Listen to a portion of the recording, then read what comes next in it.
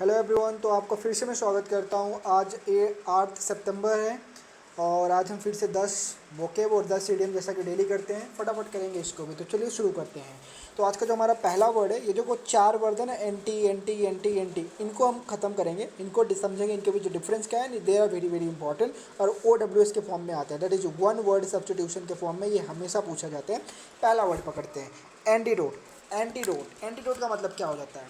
तो ये medicine given to counteract poison. अगर किसी ने पॉइजन खा लिया, उसे काउंटरएक्ट करने के लिए, उसे रिड्यूस करने के लिए हम क्या देते हैं? एंटीडोट। बोलते हैं ना, एंटीडोट दो, एंटीडोट दो, एंटीडोट दो। ठीक है, पहली चीज़ ये क्लियर। दूसरा एंटीबायोटिक। एंटीबायोटिक बोलते हैं ना, एंटीबायोटिक दे दो इनको, या डॉक्टर बोलते हैं। तो क्या होता है? Anti microbial substance active against bacteria. जब आपको चोट वोट लग जाती है तो वहाँ पर भी एंटीबायोटिक लगाया जाता है। ठीक है, तो ये वो एंटी माइक्रोबियल सब्सटेंस है जो कि बैक्टीरिया की ग्रोथ को रोकता है, तो वो है एंटीबायोटिक। ठीक है, एंटीबायोटिक। पॉइजन के लिए एंटीडोट आता है, एंटीडोट आता है। ग्रोथ ऑफ बैक्टीरिया रोकने के लिए एंटीबायोटिक आता है। बायोटिक से याद रख लो आप, बायोटिक बायोटिक क्या है? कुछ लिविंग चीज़ ना, बैक्टीरिया भी लिविंग है। ठीक है, ये ध्यान रखना। आगे चलते हैं। एंटीसेप्टिक।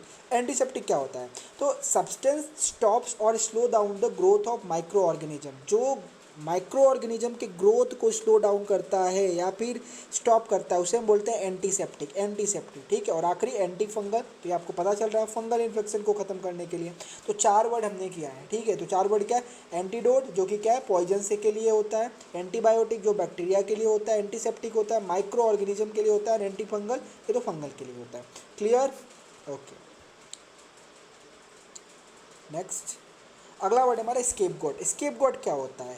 तो वही बलि का बकरा। मैंने यहाँ पे हिंदी में लिख दिया सिंपल से। इतना सारा लेक्चर देने से अच्छा कि आपको बता दूँ, बलि का बकरा का मतलब होता है स्केप गोट। मतलब क्या होता है? तो देखो, होता है ना, गलती किसी की और होती है बट आप फंस जाते हो, तो वही unfairly blamed for something that others have done. किसी और ने किया है बट आप फंस जाते हो यार, तो that is the scapegoat. अगला वर्ड है डिसडेन। डिसडेन क्या होता है? तो यहाँ पर ही मैंने हिंदी में लिख दिया, इतना लंबा बताने से अच्छा।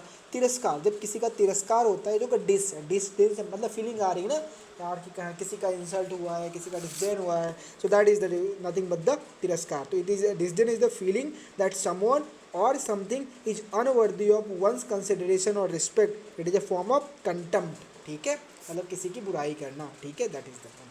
अगला है मैल कंटेंट। मैल कंटेंट फिर से नेगेटिव वर्ड। तो ये क्या हो जाएगा? A person who is constantly dissatisfied और अनहैप्पी विद द सर्कमस्टेंसेस।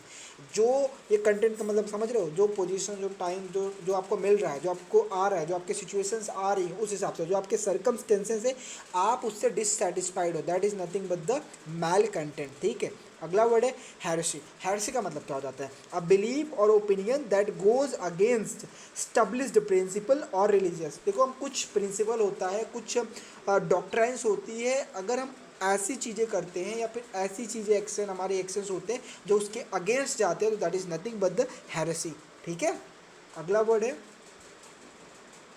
तो लास्ट के 3 वर्ड। प्लॉसिबल। प्लॉसिबल क्या होता है? तो एन आर्ग्यूमेंट और स्टेटमेंट सीमिंग रीजनेबल और प्रोबेबल। ऐसा आर्ग्यूमेंट या फिर स्टेटमेंट जो कि प्रोबेबल हो या रीजनेबल हो, उसे हम बोलते हैं plausible. Next one is the horticulture. Horticulture क्या होता है? Science and art of growing fruits, vegetables and ornamental plant is the horticulture. Then ये दोनों वर्ड मैंने साथ में लिखा ताकि आपको कन्फ्यूजन न हो। अगला वर्ड हेर्पेटोलॉजी। क्या हो जाता है? तो herpetology is nothing but the study of the reptiles and the amphibian. जब हम रेप्टाइल्स एंड एम्फीबियन की स्टडी करते हैं तो उसे हम बोलते हैं हेर्पेटोलॉजी। तो ये आज के हमारे लगभग 11-12 वर्ड्स वोकेब के हो गए हैं। आइए देखते हैं ईडियम्स के।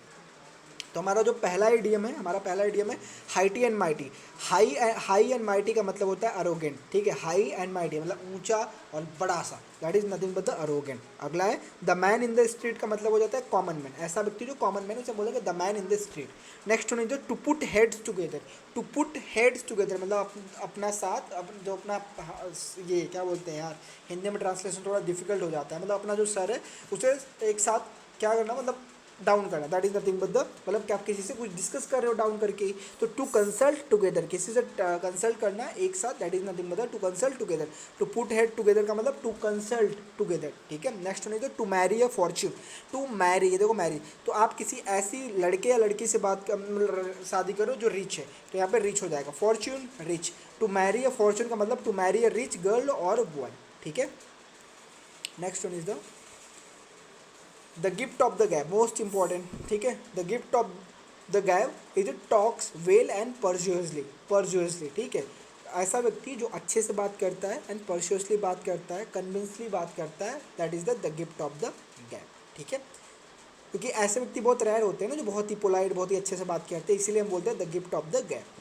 थ्रू थिक एंड थिंग मतलब अंडर ऑल कंडीशन, किसी भी कंडीशन में, दैट इज नथिंग मतलब through thick and thin all the condition. At daggers drawn, at daggers drawn का मतलब क्या हो गया, स्ट्रेंड रिलेशन में, ठीक है। डैगर जहाँ पर भी डैगर्स है, डैगर्स क्या है, नेगेटिव वर्ड है, ठीक है।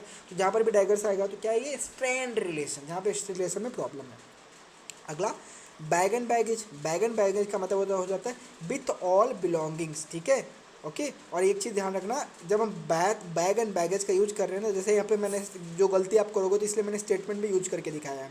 She left the house bag and baggages, यहाँ पे आप ये नहीं लिखोगे she left the house with bag and baggages, ये गलत हो जाएगा क्योंकि इसके अंदर ना ऑलरेडी विथ का यूज हो चुका है, इसलिए मैंने लिखा है with is already there in itself, okay, bag and baggage के अंदर। तो ये क्या राइट होगा sentence, she left the house bag and baggages. अब एरर में दे देगा ये सेंटेंस, आप बोलोगे यार विथ होना चाहिए, आप लगा दोगे, गलत हो जाएगा। तो ध्यान रखना इस चीज़ को, most important, very very important, ठीक है, ध्यान रखना इस चीज़। अगला लास्ट के 3 बचे हैं। तो हॉब्सन्स चॉइस क्या हो जाती है, the choice of taking either that which is offered और नथिंग, या तो भैया ये ले लो या तो कुछ भी मत लो, ठीक है। आपके पास चॉइस है, या तो कुछ ले लो या तो कुछ भी मत लो, ठीक है। तो ये वाली कंडीशन को हम बोलते हैं हॉब्सन्स चॉइस, मतलब क्या, the absence of real alternative, जहाँ पे रियल अल्टरनेटिव होता ही नहीं है और आपको चॉइस दिया जाता है, ठीक है। मतलब आपके पास एक ही चॉइस है बट फिर भी आपको चॉइस दी जा रही है, that is nothing but the Hobson's choice. अगला वर्ड है dot one's i's and cross one's t's, मतलब बी डिटेल्ड एंड एग्जैक्ट, ठीक है। बी डिटेल्ड मतलब आप जो भी चीज़ें जानना चाहते हो बहुत ही डिटेल एंड एग्जैक्ट जानना चाहते हो। एंड लास्ट वर्ड है with a stone's throw, with a stone's throw का मतलब very short distance, with a stone's throw का मतलब हो जाता है very short distance. That's it about this video, hope आपको अच्छा लगा होगा और इसी के साथ इस वीडियो को ख़त्म करते हैं। Thank you so much.